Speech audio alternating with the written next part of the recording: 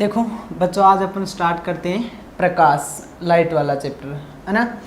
तो देखो प्रकाश के बारे में अगर बात करें सबसे पहले, तो देखो प्रकाश है वो एक प्रकार की क्या है, ऊर्जा है। प्रकाश एक प्रकार की ऊर्जा है।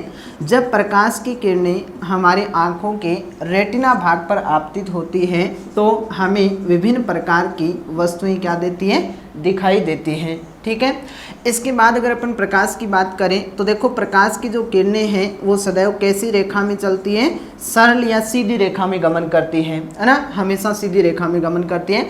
इसके बाद अगर प्रकाश की किरणों की या प्रकाश की अपन और विशेषताओं की बात करें तो प्रकाश की जो किरणें होती हैं, है ना, वो किस प्रकार की किरणें होती हैं, अनुप्रस्थ। प्रकाश की जो किरणें या तरंगें होती हैं वो अनुप्रस्थ होती हैं, लेकिन साथ में नोट पॉइंट ये भी अपन को ध्यान रखना है कि जो ध्वनि की तरंगें हैं वो ध्वनि तरंगें कैसी होती है, अनुदैर्घ्य तरंगें होती है। अब अपन याद इसको कैसे रखेंगे, देखो प्रकाश में प्र आ रहा है और अनुप्रस्थ में भी प्र आ रहा है, तो प्रकाश की तरंगें तो कैसी है, अनुप्रस्थ, और बची हुई ध्वनि वाली तरंगें कैसी है, अनुदैर्घ्य तरंगें।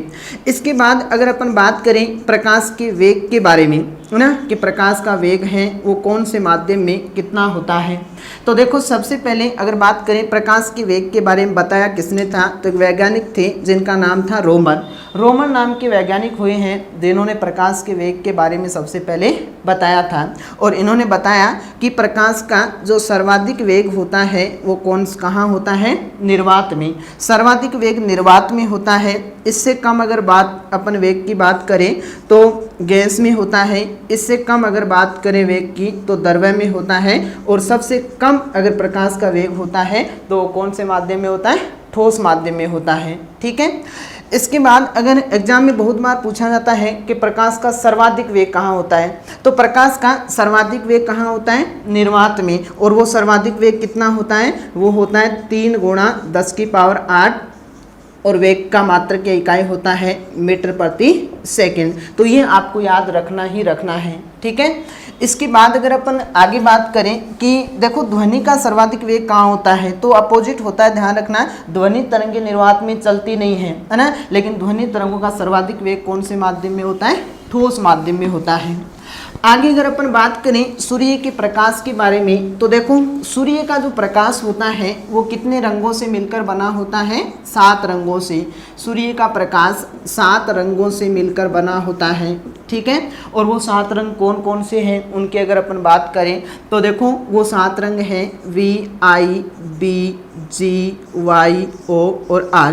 ये 7 रंग होते हैं जिनसे सूर्य का प्रकाश मिलकर बना होता है। V का मतलब होता है वॉयलेट। V का मतलब कौन सा रंग, वॉयलेट, है ना। और हिंदी में अगर बात करें तो हिंदी में हो गया कौन सा रंग, बैंगनी। I का मतलब होता है इंडिगो। I से कौन सा कलर, इंडिगो। इंडिगो का मतलब हिंदी में कौन सा कलर हो गया, जामुनी। इसी प्रकार B का बात करें तो B से कौन सा कलर हो गया, ब्लू हो गया, है ना। और ब्लू का मतलब कौन सा हो गया, नीला रंग। इसी प्रकार G से कौन सा कलर हो गया, ग्रीन। ग्रीन का कौन सा हो गया, हरा। इसी प्रकार Y से कौन सा हो गया, येलो। और येलो का हिंदी में कौन सा रंग हो गया, पीला। इसी प्रकार से O से कौन सा हो गया, ऑरेंज। और ऑरेंज का रंग कौन सा हो गया, नारंगी। इसी प्रकार R, और R से कौन सा कलर हो गया, रेड। और रेड का मतलब कौन सा, लाल। तो ये 7 रंग होते हैं। इन 7 रंगों से मिलकर के सूर्य का प्रकाश बना होता है। ठीक है। और इंद्रधनुष में भी कितने रंग होते हैं, तो इंद्रधनुष में भी कितने रंग होते हैं, 7 रंग होते हैं। ठीक है। अब इसमें आपको मोस्ट इंपॉर्टेंट ये ध्यान रखना है कि एक तो इन रंगों को याद कैसे रखेंगे, आपको इन रंगों को क्रम से याद रखना है, क्योंकि कई बार एग्जाम में प्रश्न पूछा जाता है कि बताओ तरंग दैर्घ्य सबसे ज़्यादा कौन से रंग की है, सबसे कम कौन से रंग की है ना। तो इन रंगों को आपको क्रम से याद रखना है।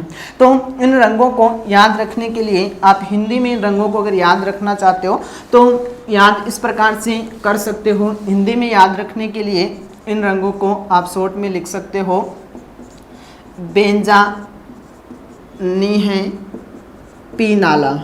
बेंजा नी है पीनाला, इनमें सारे रंग आ गए, इस प्रकार से याद रह जाएंगे, बैंगनी, जामुनी, नीला, हरा, पीला, नारंगी और लाल। ठीक है, इसी प्रकार से इंग्लिश में अगर इन रंगों को याद रखना है तो आपको याद रखना पड़ेगा विबग्योर, VIBGYOR।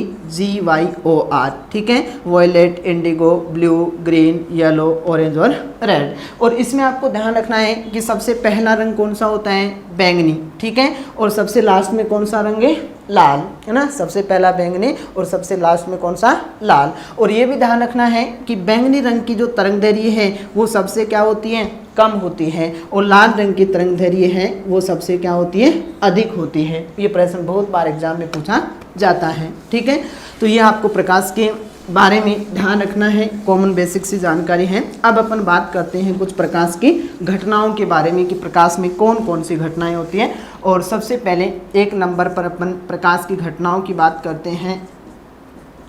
और सबसे पहले 1 नंबर पर अपन बात करते हैं प्रकाश का प्रावर्तन।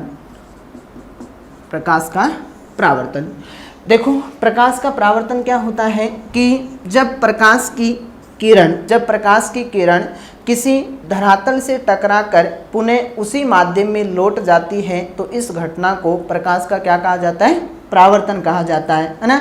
जैसे इसको अगर डायग्राम से अपन समझें तो देखो मैंने ये बताया, जैसे ये प्रकाश की किरण आती है, आकर के यहाँ पर धरातल पर टकराती है ना। जहाँ पर टकराती है वहाँ पर एक लंबवत हमने रेखा खींच दी और ये किरण कुछ इस प्रकार से वापस चली जाती है। तो देखो प्रकाश की किरण एक माध्यम से आती है, आकर के धरातल पर टकराती है और टकराकर पुनः उसी माध्यम में लौट जाती है, तो इसी घटना को अपन प्रकाश का प्रावर्तन कहते हैं। ठीक है, इसमें आपको ध्यान रखना है, ये तो मान लो कोई धरातल है या मान लो कोई सतह है। ठीक है, ये आने वाली किरण, और आने वाली किरण को क्या कहते हैं, आपतित किरण। आने वाली किरण को कौन सी, आपतित किरण। जाने वाली किरण को क्या कहते हैं, प्रावर्तित किरण। जाने वाली किरण प्रावर्तित किरण। और ये जो लंबवत रेखा होती है, इस लंबवत रेखा का नाम क्या है, अभिलंब। इस लंबवत रेखा का नाम क्या है, अभिलंब। अब देखो आपतित किरण और अभिलंब के मध्य यहाँ पर एक कोण बनता है जिसे आई नाम दिया जाता है। अभिलंब और प्रावर्तित किरण के मध्य कोण बनता है जो आर है। इस कोण को कहा जाता है आपतन कोण।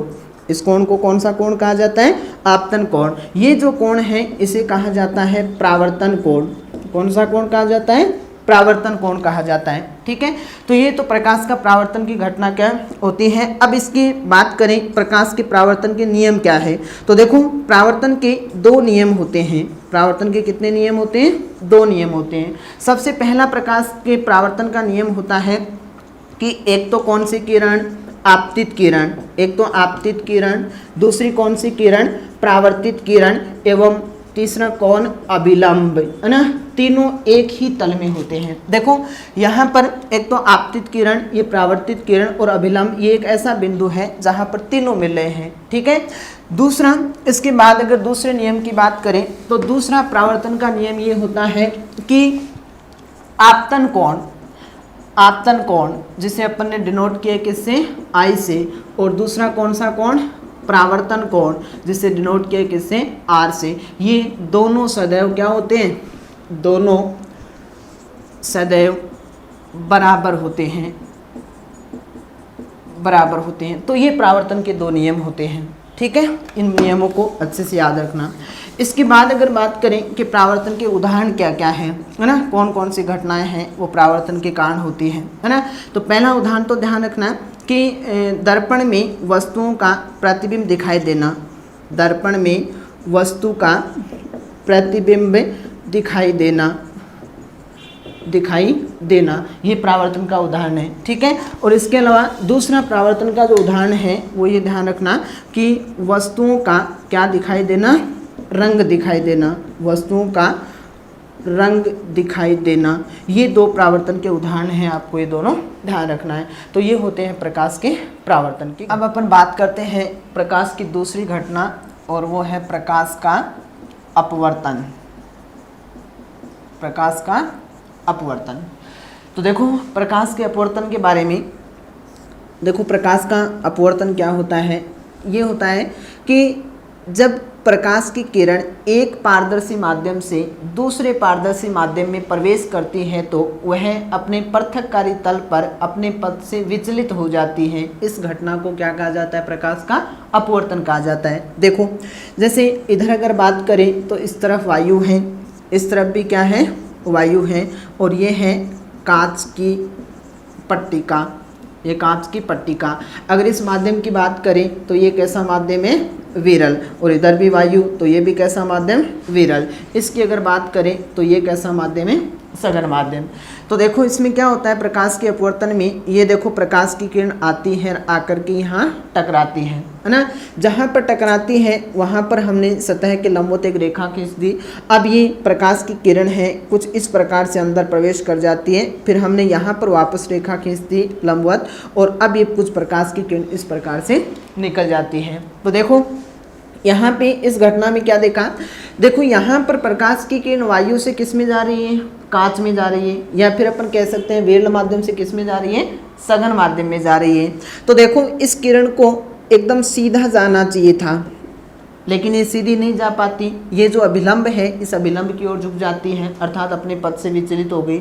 चलो कोई बात नहीं, एक बार तो विचलित हो गई। दूसरी जगह अगर देखें तो कांच से वायु में जा रही है ना, और फिर देखो इस किरण को वापस सीधा जाना चाहिए था, लेकिन सीधी नहीं जा पाती, फिर अपने पथ से अर्थात अभिलंब से क्या चली जाती है? दूर। तो ये कभी पास आती है कभी दूर जाती है, मतलब विचलित हो जाती है। इसी घटना को प्रकाश का क्या कहा जाता है? अपवर्तन कहा जाता है। देखो ये जो किरण है इस किरण का नाम हुई है कौन सी किरण? आपतित किरण।